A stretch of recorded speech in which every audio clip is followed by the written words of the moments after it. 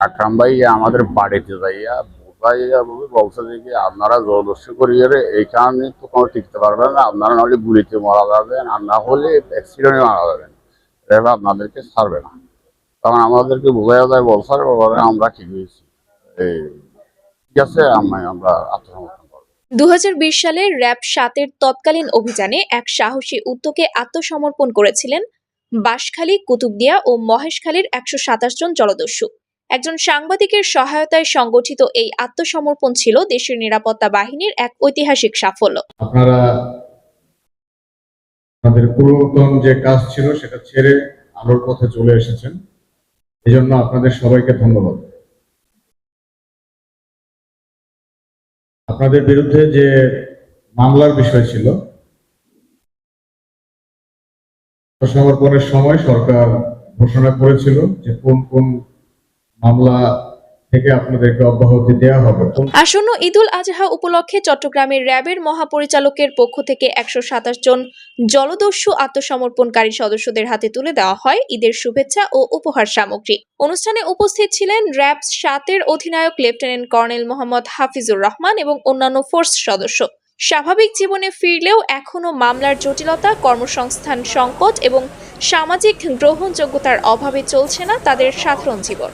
আর তাই আত্মসমর্পণ করার সময় সরকারের দেওয়া প্রতিশ্রুতির দ্রুতই বাস্তবায়ন চান আত্মসমর্পণকারীরা। তো আসলে কিন্তু আমরা আত্মসমর্পণ করেছি আগের থেকে সুবিধা ভোগ করার জন্য, যেহেতু আমাদের কিছু মামলা ছিল, মামলাগুলো প্রত্যাহার করা ছিল। এখনো কিন্তু আমাদের প্রত্যেকটা মামলা প্রত্যাহার হয়নি, আমরা কাগজটা কিন্তু ক্লিয়ারলি পাই। পরবর্তীতে আমরা যদি আত্মসমর্পণকারীর কাগজটা যদি ক্লিয়ার হয়, তাহলে এই কাগজ নিয়ে আমরা যে মামলাগুলো ছিল ওগুলো যদি আমাদের প্রত্যাহার হয় তাহলে আমাদের ভালো। আমাদের যতগুলো মামলা আছে সব কিছু প্রত্যাহার করার কথা ছিল, এখনো একটাই করে নাই। সব মামলা আমাদের দিকে চলাইতে হচ্ছে, আমাদের খুব কষ্ট হচ্ছে। এক মামলায় সিটাঙ্গে হাজিরা দিতে আসলে হয়তো মামলাতে 2,500 টাকা করে খরচ হয়।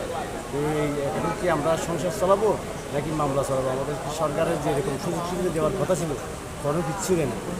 এই সরকারের কাছে আমাদের মামলাগুলো যদি আমাদেরকে খালাস করে দেন, আমরা আমাদের ছেলেবেলে নিয়ে আমরা খুব সুখে জীবনযাপন করতে পারবো। তাও ইনশাল্লাহ এখন যে আমরা খুব সুখে আছি, এখন আমাদেরকে র্যাবে যেটা আমাদেরকে কি দিছে, এই সারেন্ডার না করায় তো আমরা চিডনে মারা যেতাম, না হলে গুলিতে মারা যেতাম, না হলে খারাপ পথের থেকে ভালো পথ আসতাম না। কিন্তু র্যাব এবং 24 আকরামে বুঝে বলছে আমরা র্যাব 7-এর কাছে সারেন্ডার করছি, কিন্তু এখন আমরা ছেলেবেলে নিয়ে বাড়িতে থাকছি, কিন্তু আর সাগরে কাটাতে পারছি না, পাহাড় জঙ্গলে কাটাতে পারছি না, ওয়ার নিয়ে কি বিরক্ত পাচ্ছি না আর কি।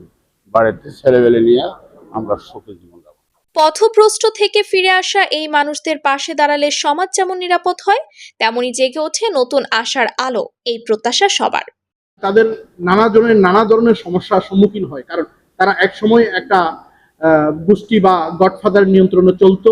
তারা সেই গোষ্ঠী বা গডফাদারের সাথে সম্পর্ক ছিন্ন করে যখন স্বাভাবিক জীবনে আসে, তাদের আসলে বিরোধী গ্রুপটা খুব শক্তিশালী। সেই শক্তিশালী গ্রুপটা কিন্তু তাদেরকে নানা সময় নানাভাবে হয়রানির চেষ্টা করে, মিথ্যা মামলায় জড়িয়ে দেওয়ার চেষ্টা করে। এখনো প্রতি রাতে আমার কাছে ফোন আসে, নানাভাবে থানায় একটা মামলা হলে সবাই আতঙ্কিত হয়ে যায়, কোন দিকে না কোন দিকে তাদের নাম চলে যাচ্ছে। তো সেই বিষয়গুলো মাননীয় অধিনায়ক মহোদয়ের কাছে আমি বিনীতভাবে অনুরোধ জানাবো, সেই বিষয়গুলো যেন সংশ্লিষ্ট থানার সাথে একটু আলোচনা করে তাদের বিরুদ্ধে আনিত অভিযোগগুলো যাচাই বাছাইয়ের জন্য আমি বিনীতভাবে অনুরোধ জানাবো।